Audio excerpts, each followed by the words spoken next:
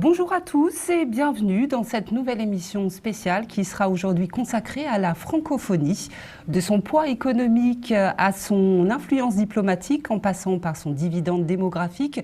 Nous allons faire un point sur le poids de cette francophonie en compagnie de Monsieur Drouin qui nous vient du Canada car il est le président de la section canadienne de l'Assemblée parlementaire de la francophonie. Bonjour. Et bonjour. Merci beaucoup. Bonjour. Alors, avant de rentrer dans le vif du sujet, je vous propose de regarder un court extrait vidéo qui va nous donner en chiffres et en données clés le poids de cette francophonie. Et on se retrouve tout de suite après. Créée en 1970, l'Organisation internationale de la francophonie rassemble et mobilise 88 États et gouvernements, dont 7 associés et 27 observateurs. Cet ensemble représente 17,5% de la population mondiale et contribue à 16,6% du PIB mondial. À ce jour, le réseau de l'OIF compte 13 représentations extérieures qui animent sa coopération et font rayonner la francophonie sur la scène internationale, 3 centres régionaux pour l'enseignement du français et 2 instituts spécialisés dans les domaines de l'éducation et du développement durable. La francophonie, c'est aussi 4 opérateurs et une assemblée parlementaire. Tous les 4 ans, son observatoire de la langue française recueille des données sur le terrain, les analyse et les restitue à travers le rapport « La langue française dans le monde ». Présente sur les 5 continents, la langue française cohabite au quotidien avec plus d'un quart des 6000 langues existantes, dont entre 2000 et 2500 se trouvent sur le seul continent africain.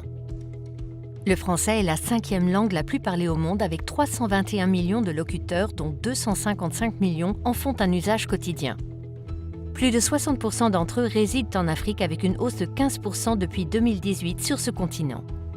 La langue française est parlée par plus de 50% de la population dans 13 pays et entre 20 et 50% dans 20 pays. En Europe, ce sont près de 136 millions de personnes qui sont capables d'avoir une conversation en français. Dans les pays du continent africain où le français est d'usage quotidien, le français est présent au travail dans tous les cas de figure. Il est même en première position dans les villes de Côte d'Ivoire, du Cameroun, du Congo, du Gabon et de la République démocratique du Congo. À la maison, la fréquence d'usage du français est moins importante, mais sa position dans la hiérarchie des langues demeure relativement stable. On retrouve même la langue française en première position dans les milieux urbains de la Côte d'Ivoire, du Cameroun, du Congo et du Gabon. Alors, d'après ces premiers chiffres, on voit qu'il y a quand même plusieurs centaines de millions, 321 millions de locuteurs francophones dans le monde. Et c'est en Afrique que, normalement, il devrait y avoir le plus grand nombre de francophones d'ici à 2050, où près de 750 millions d'Africains pourraient parler le français. Alors, c'est encourageant, j'imagine, pour tous ceux qui travaillent à renforcer la francophonie. Cela étant, on observe en parallèle une avancée de l'anglais dans les terres francophones traditionnelles de l'Afrique. Je pense notamment au Maroc et à l'Algérie. Comment est-ce que vous observez ça ? Bien sûr, je n'imposerai jamais, je suis francophone du Canada, je suis président de l'Assemblée parlementaire de la francophonie, j'ai des bonnes relations avec les parlementaires francophones du Maroc.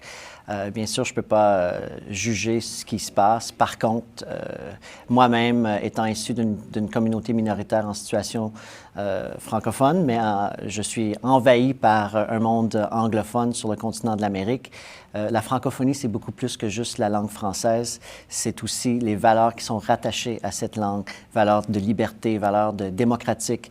Alors, c'est sûr qu'il va y avoir des hauts et des bas, comme j'ai eu dans ma communauté, mais à travers des projets communs, à travers, en tissant des liens entre nos communautés, je crois qu'il y a des gens au Maroc qui tiennent à parler en français et j'ai confiance qu'à travers l'Assemblée parlementaire, des parlementaires francophones au Maroc qui militent en faveur de la protection de la langue, mais aussi de ses valeurs.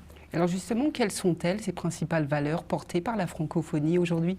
Bien, pour nous, c'est sûr, à l'APF, ce sont le parlementarisme. On est convaincu que la démocratie demeure le meilleur moyen d'atteindre nos objectifs de société. C'est sûr que la jeunesse, je vais parler de la jeunesse africaine parce que on parle de la francophonie mais en Afrique, mais sur le continent d'Afrique, ce sont les jeunes qui représentent ce futur et j'ai confiance.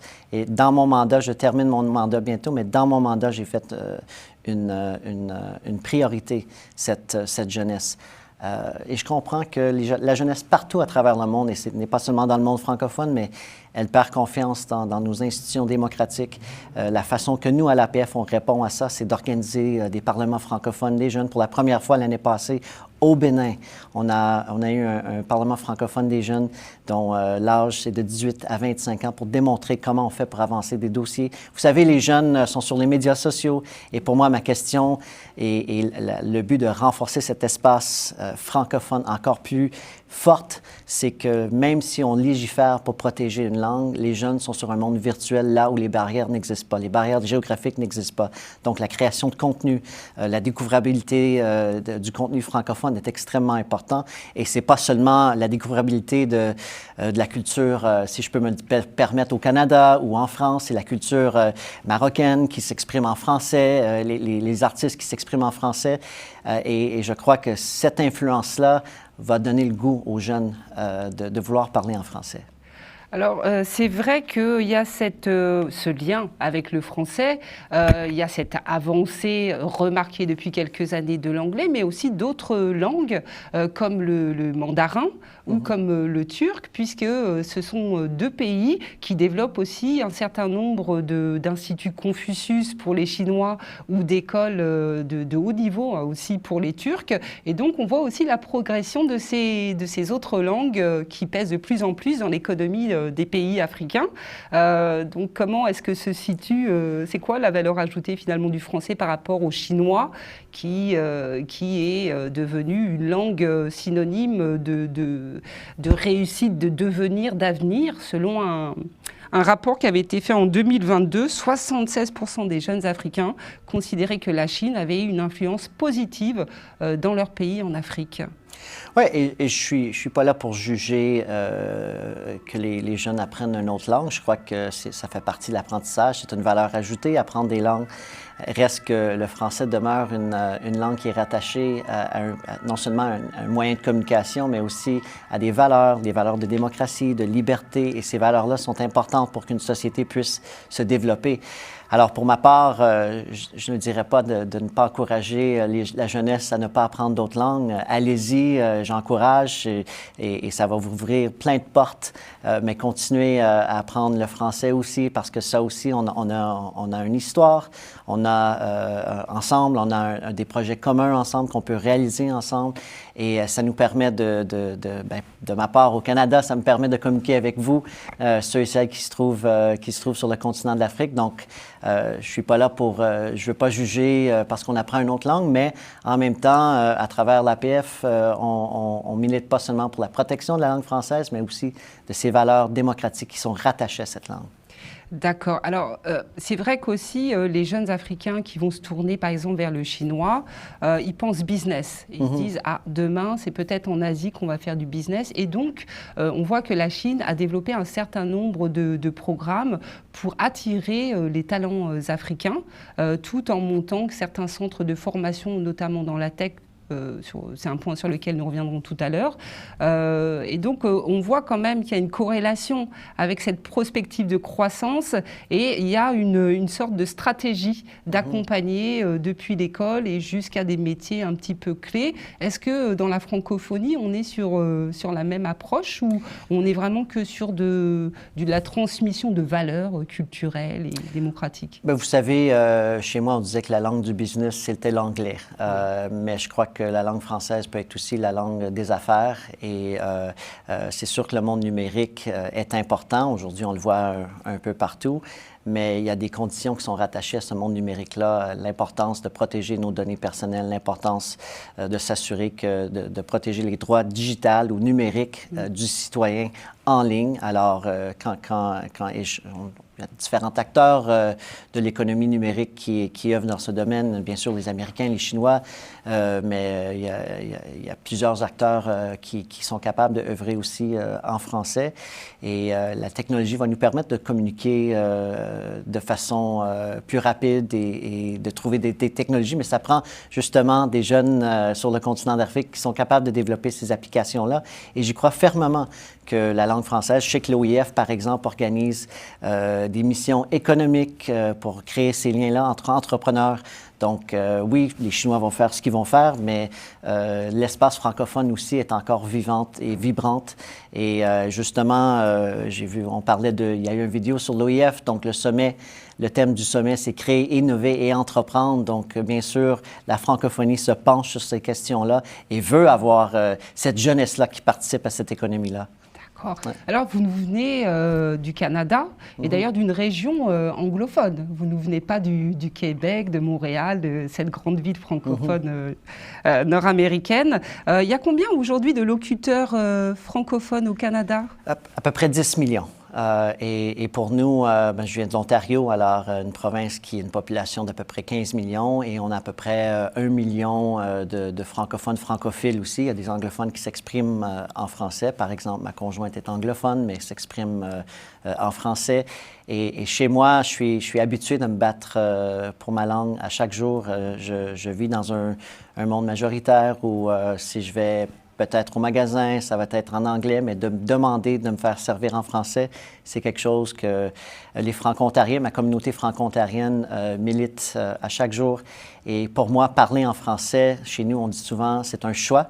Et l'anglais, on l'attrape. Et ça, c'est la réalité francophone du Canada. C'est pas seulement au Canada, mais c'est parce qu'on œuvre sur un continent nord-américain qui est majoritairement anglophone. Et bien sûr, il y a la culture anglophone des Américains qui est très puissante, mais on a des lois qui protègent notre culture et qui assurent de subventionner notre culture pour permettre à nos artistes de pouvoir s'identifier et permettre à la prochaine génération de voir ces artistes-là et de pouvoir créer et avoir un marché au niveau de la francophonie, au niveau du Canada.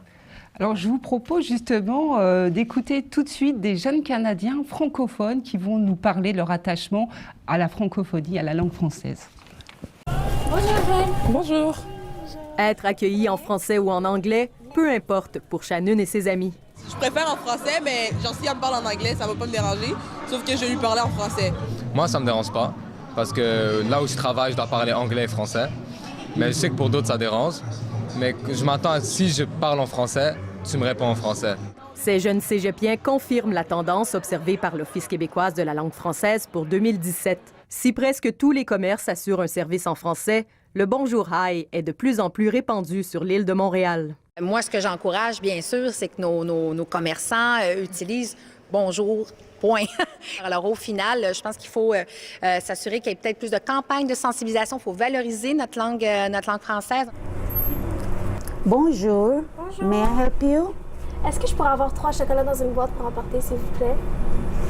En boîte et chocolat? Yeah, 3 chocolates in a box to go, please. OK, sure. Souvent polyglottes, les jeunes s'adaptent à leur interlocuteur, même si la Charte de la langue française leur accorde le droit d'être informés et servis en français. C'est un petit peu difficile en français. En fait, à Montréal, les jeunes Québécois vivent leur quotidien dans les 2 langues. On parle en français, mais c'est sûr que quand on niaise, des fois on parle en anglais, mais la plupart du temps, c'est en français. L'économie est anglaise. Ça, on peut rien y faire. Comme nous-mêmes, on est dans une école francophone, puis nos logiciels à l'école, certains sont en anglais. Malgré l'omniprésence de la culture anglophone, pour Shannon, le Québec doit rester francophone. Il faut quand même pas perdre notre partie francophone, parce que c'est ça qui fait qu'on est une province unique au Canada. Votre Québec de 2050-2060, vous le voyez comment? Multiculturel, plusieurs langues, plusieurs connaissances, les mélanger, je pense. C'est sûr, ça c'est sûr. Mais maintenant, il est mélangé. Je pense qu'il va être encore plus mélangé. Ici Marie-Josée Paquette-Comeau, Radio-Canada, Montréal. Alors justement, j'aimerais bien qu'on aborde la question de la francophonie économique, qui est un thème qui a été mis en avant depuis 4-5 ans au moins par l'OIF pour pouvoir renforcer cette francophonie. La francophonie, c'est 88 pays et organisations aujourd'hui, c'est bien ça? Exactement, oui. Et c'est à peu près 1,2 milliard de personnes. C'est quoi? 20% des échanges mondiaux et 16,6% du PIB. Bon, là, comment... Je pense que c'est important de donner une raison à la jeunesse, à l'entrepreneuriat, de parler en français. Puis, c'est pas seulement des échanges économiques nord-sud ou sud-nord, c'est aussi sud-sud. Et cette conversation-là, je pense qu'elle est importante. Si on ne donne pas une raison à la jeunesse de vouloir parler en français, c'est sûr qu'ils vont peut-être regarder ailleurs pour faire le business en anglais, par exemple. Mais je pense que la francophonie est réveillée à ça et c'est de l'OIF depuis, vous l'avez très bien dit, il en parle depuis 5 ans, elle est réveillée, elle est alerte et on a identifié la problématique. Est-ce qu'on réagit assez vite? Peut-être pas, mais on pose des actions concrètes afin d'appuyer. Tantôt, j'ai mentionné que l'OIF mène des missions économiques afin de tisser des liens entre les entrepreneurs. J'étais en Côte d'Ivoire, par exemple, en 2018, j'étais émerveillé par la start-up, les entreprises de démarrage et la jeunesse qui était, pour moi, ça me motive, mais j'étais vraiment passionné, mais ils échangeaient en français. Alors, j'ai confiance à cette jeunesse-là qui continue de parler en français, qui ont choisi le français et qui ont choisi de faire des affaires en français. C'est sûr que parfois, les affaires n'ont pas nécessairement, ne sont pas rattachées nécessairement à une langue. Les marchés, on veut... là, on a parlé de la Chine tantôt. C'est sûr qu'il y a plusieurs... il y a au-delà d'1 milliard de personnes en Chine. Donc, c'est sûr qu'on va avoir accès à ce marché-là. Mais on peut quand même faire nos affaires en français avec la technologie aujourd'hui, les applications d'interprétation. Je pense qu'il y a un futur pour cette francophonie-là, mais la première affaire à faire, c'est de la constater qu'il y avait une problématique. Et maintenant que nous avons constaté cette problématique-là, c'est de trouver ces solutions-là. Donc, je salue les efforts de l'OIF. À l'intérieur de l'APF, on a une commission qui se penche sur des questions économiques. Alors, comment on fait? Il faut créer un environnement propice au développement des entreprises. Donc, il faut s'assurer que les gouvernements ou les parlements n'ont pas de la réglementation qui ne favorise pas le développement de l'entreprise, mais en même temps, s'assurer qu'on protège notre environnement. Parce que si on n'a pas un environnement, la question des changements climatiques, lorsque je parle surtout sur le continent de l'Afrique, a des impacts majeurs. Et il faut cette collaboration-là entre pays et dans l'espace francophone. Alors, vous parliez tout à l'heure de lois pour protéger justement la francophonie au Canada. Quelles sont-elles? Bien, au Québec, par exemple, ils ont présenté un projet de loi C-96 justement pour intégrer une charte française et s'assurer que dans les banques, par exemple, même s'ils sont légiférés au niveau fédéral, les banques, même dans une entreprise, ils doivent communiquer en français. Au niveau fédéral, on vient de passer un projet de loi C-13 afin de reconnaître que le français est en déclin. Alors, comment on fait pour protéger la langue française? Bien, c'est par des mesures positives. Alors, les mesures positives doivent venir appuyer les communautés francophones en situation minoritaire. Donc, ce n'est pas seulement la petite enfance, par exemple, m'assurer que mon enfant a accès à une garderie en français, m'assurer que mon enfant a une garderie ou peut aller à l'école en français, à l'école élémentaire, à l'école secondaire et le post-secondaire. Et quand on a ce continuum d'éducation, on s'assure que la prochaine génération peut interagir en français et vivre en français. Alors c'est vrai que en ce qui concerne l'Afrique, les Canadiens sont très présents dans différents secteurs. Tout à l'heure, vous évoquiez l'entrepreneuriat, l'innovation. Il y a aussi les mines, que ce soit en Angola, qui est un grand pays lusophone, dans les pays du Sahel aussi, des francophones, un peu partout. Donc on voit bien que la langue n'arrête pas non plus le business, quelle que soit la géographie. Absolument. Puis je pense qu'il faut parler aussi de la mobilité citoyenne. C'est un projet que le réseau des jeunes à l'APF est en train de développer. Et d'ailleurs, nous allons présenter ça au sommet de la francophonie. Mais quand on parle de mobilité, il y a des expertises qui se développent en Afrique que au Canada, on n'a peut-être pas. On cherche des professeurs en français. Au Canada, on a 1,7 enfants par ménage, donc on n'a pas le choix d'aller voir ailleurs pour ces expertises-là. Mais il faut faciliter cette mobilité-là. Et c'est pas de dire aux gens, que ce soit au Maroc ou peu importe, venez au Canada et restez ici au Canada. Non, c'est venez partager votre expertise avec le Canada et ensuite, si vous voulez amener votre famille, vous êtes bienvenus. Mais si vous voulez retourner au Maroc et avoir cet échange-là entre continents, avec les modes de transport aérien qui sont de plus en plus efficaces, le monde est beaucoup plus petit. Donc, ce qui n'était pas possible il y a 500 ans passés, aujourd'hui est rendu beaucoup plus possible. Donc, je crois qu'il faut avoir cette conversation-là. Et quand on parle de mobilité de citoyenne aussi, c'est d'avoir ces échanges-là sur le continent de l'Afrique aussi. Alors, faciliter cette mobilité-là pour donner un avantage justement dans l'espace francophone. Très bien. Ouais. Alors, j'aimerais justement parler de tout ce que nous apporte la révolution digitale et puis surtout poser la question de la souveraineté numérique parce qu'on vit dans un monde où force est de constater que l'anglais, c'est vraiment la langue d'usage. Je crois qu'il y a 64% des sites dans le monde qui sont en langue anglaise. Ensuite, il y a encore une fois la Chine qui a développé une véritable stratégie de souveraineté numérique. Dans une moindre mesure, on peut dire la Russie aussi. Mais la francophonie, dans l'histoire, c'est vrai qu'on accuse un certain retard.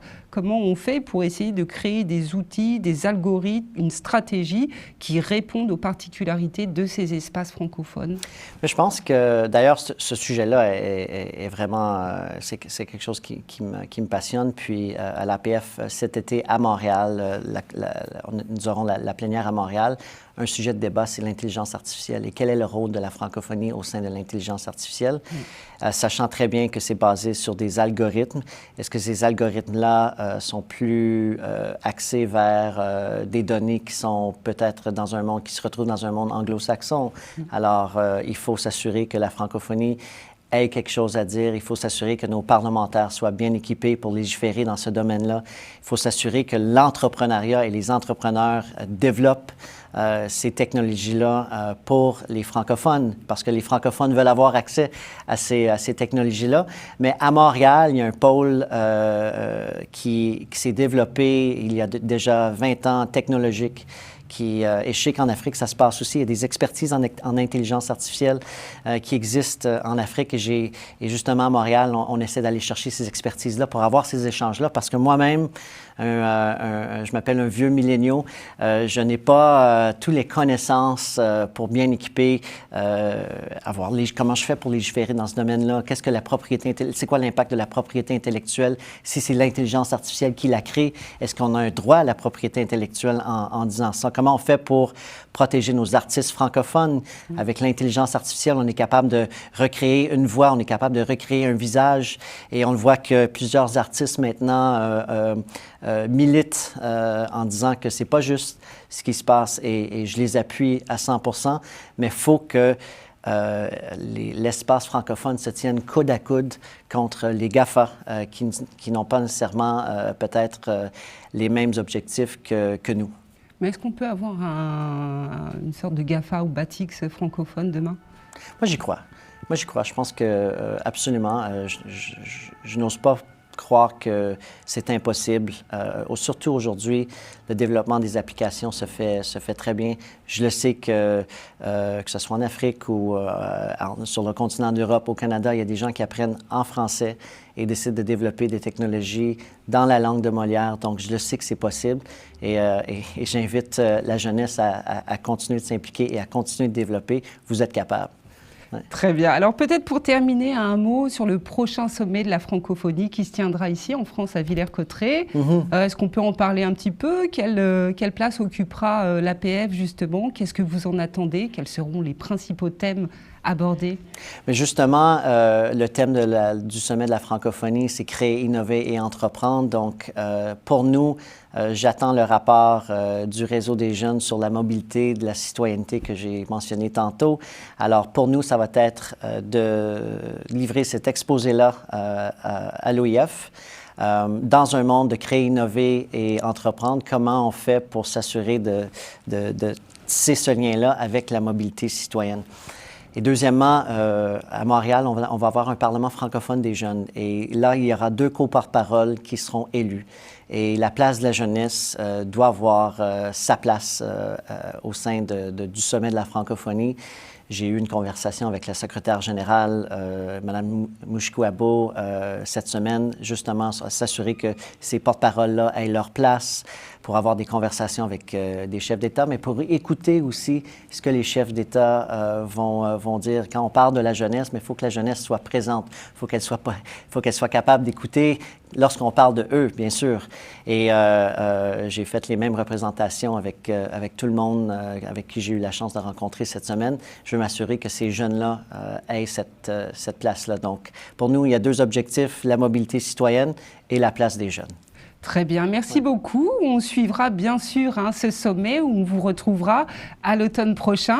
Voilà, le temps qui nous est imparti arrive déjà à son terme. À très bientôt sur Global Africa Télé Sud.